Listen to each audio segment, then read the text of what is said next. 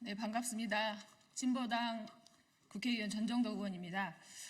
국민과 함께하는 농민의 길, 카톨릭 농민회, 전국 여성 농민의 총연합, 전국 농민의 총연합, 사단법인 한국 친환경 농업협의회, 사단법인 전국 쌀 생산자 협의회, 전국 양파 생산자 협의회, 전국 마늘 생산자 협의회, 전국 사과 생산자 협의회로 구성된 총 8개 단체가 농민의 길입니다. 농민의 길에서 2025 농업 예산안 규탄 및 전면 수정을 촉구하는 기자회견을 진행하도록 하겠습니다. 기자회견 순서는 농민의 길 대표님의 모두 발언, 그리고 진보당 전정덕 의원의 발언, 그리고 기자회견 낭독 순으로 진행하도록 하겠습니다.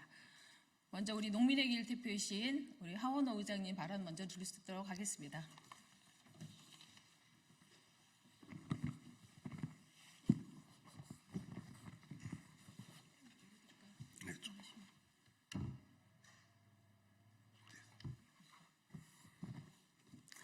예, 안녕하십니까. 국민과 함께하는 농민의 길 상임대표이자 전국농민의 총연맹 의장 하원호입니다. 모두가 기후위기를 이야기하고 식량위기를 이야기합니다.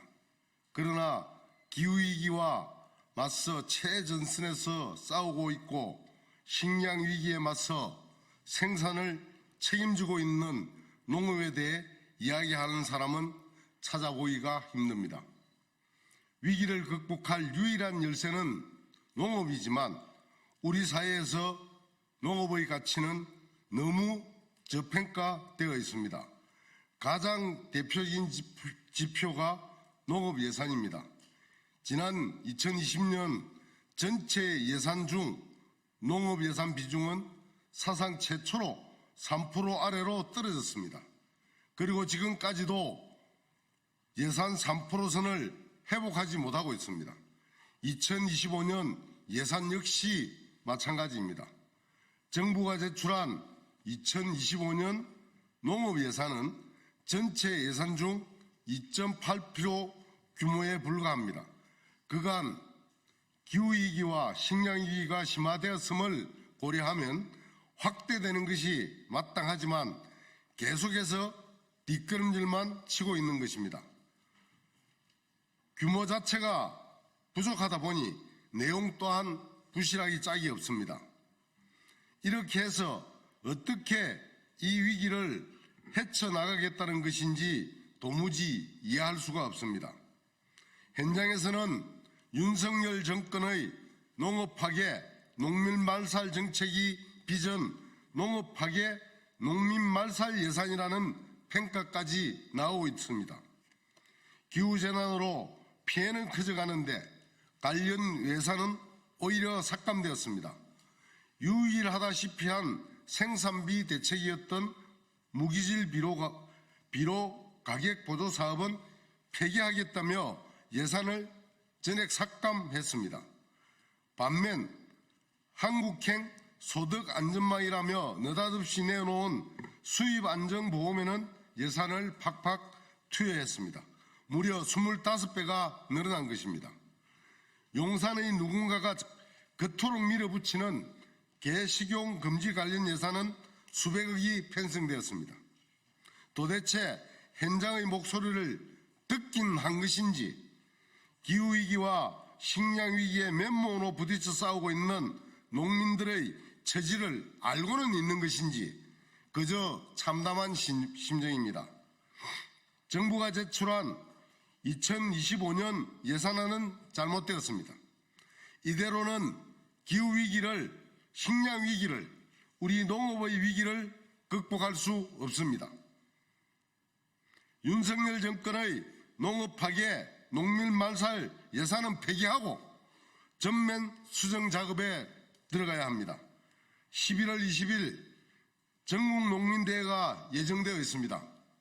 구호는 윤석열 퇴진입니다.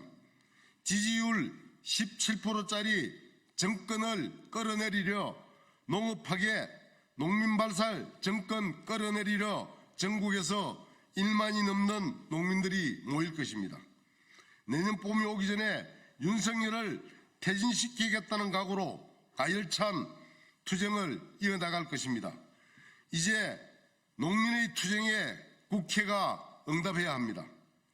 윤석열은 농민의 손으로 끌어내릴 테니 이 위기를 극복할 수 있는 내실 있는 농업 예산, 실효성 있는 농업 정책을 만들어주기를 바랍니다.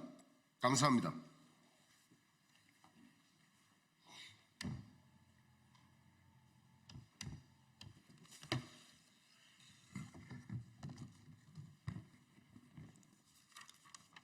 네, 22대 첫 예산 국회가 진행 중에 있습니다. 오늘 농업 예산 관련해서 농해수위에서도 오늘 예산 소위가 진행 중입니다. 예산 국회가 시작되면서 우리 농민들의 눈은 농업 예산으로 향하고 있습니다.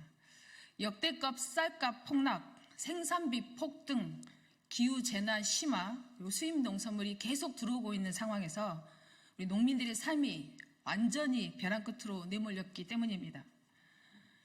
2025년 정부가 편성한 농업 예산은 전체 예산 대비 2.8%에 불과합니다.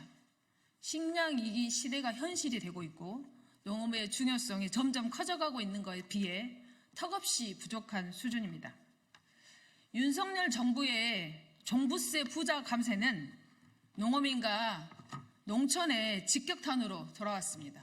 2023년 농특세 4천억 원, 그리고 2024년 부동산 지방교부세 1조 4,300억 원이 감소했습니다.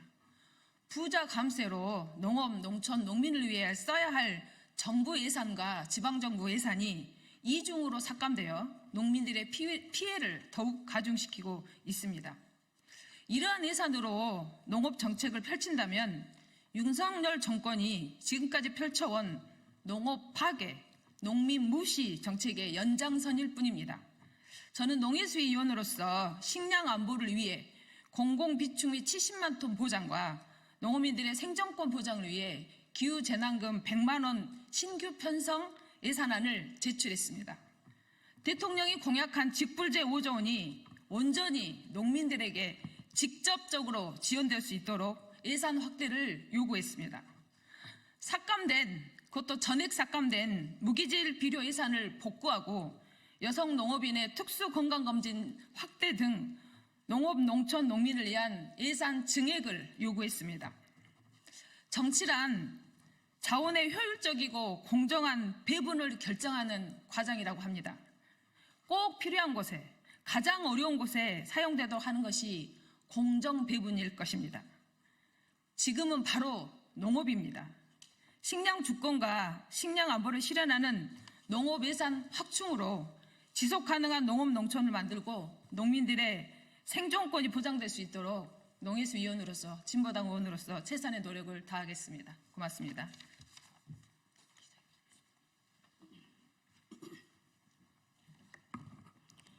네, 전남 구례에서 올라왔습니다. 매실농사, 밤농사, 모과, 돌배 다양한 품목의 농사를 짓고 있는데요. 올해 정말 그야말로 기후 재앙이라고 얘기를 할 정도로 수확량이 예년에 비해서 10분의 2 정도밖에 되지 않습니다. 그런 상황 중에서 농업 예산이 이렇게 편성안이 제출되었는데 예산안 얘기를 들으면서 정말 억장이 무너지는 심정입니다. 이대로 정말 농사 짓고 살 수 있을지 장담할 수가 없는 그런 상황에서 기자회견문 낭독하도록 하겠습니다. 윤석열 농업 파괴 농민 말살 예산 전면 수정하라. 22대 국회 첫 국정감사가 끝나고 예산 국회가 시작되었다. 농민들의 눈은 농업 예산을 향하고 있다. 쌀값은 폭락하고 생산비는 폭등하고 기후재난은 심화되고 수입 농산물은 계속해서 들어오는 상황에서 농민들의 삶이 완전히 벼랑 끝으로 몰렸다. 그러나 정부가 제출한 농업 예산은 실망스럽기 그지없다. 25년 농림축산식품부 편성 예산은 18조 7,496억 원으로 전년 대비 2.2% 상승에 불과한 수준이다. 국가 전체 예산 중 2.77%에 불과하다. 기후위기, 농촌 소멸, 가격 폭락 등 농업 농촌 농민이 처한 다중위기 시대를 극복하기 위해서 과감한 예산 투자가 필수적이다. 이런 상황에서 불과 4,104억 수준의 예산 증가는 턱없이 부족한 수준이다. 윤석열 정부가 농업에 대한 투자를 줄였다는 것이 예산으로 입증된 것이다. 세부 내용도 심각하다. 무엇보다 2025년 쌀값 폭락 사태는 수확기를 맞이한 농민들에게 큰 고통을 주고 있다. 쌀값을 비롯한 농산물 가격을 안정시킬 근본적 해결 방안도 이번 예산에서는 보이지 않는다. 농민들은 생산비를 보존하고 인간답게 살아갈 수 있는 농민의 목숨값으로 밥 한 공기 300원 수준인 26만 원을 요구하고 있다. 농림부 장관은 20만 원 보장을 약속한 적이 없다는 말만 하고 있는 것이 지금 윤석열 정권의 인식이다. 윤석열 정부의 핵심 농정 공약이었던 직불금 5조 원 공약 이행마저 사실상 불가능해졌다. 물가 상승을 이유로 관행적으로 되풀이하고 있는 수입 농산물을 위한 예산은 여전히 그대로이다.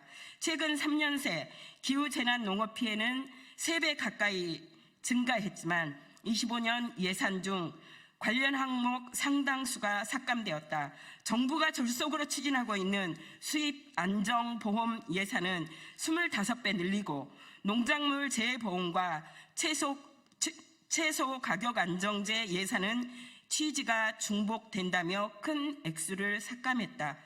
무기질 비료 가격 보조 사업 등 생산비 지원 사업도 폐지를 상정하고 예산을 전액 삭감했다. 필수 농자재 지원이 필요하다는 현장 농민의 목소리는 전혀 반영되지 않았다.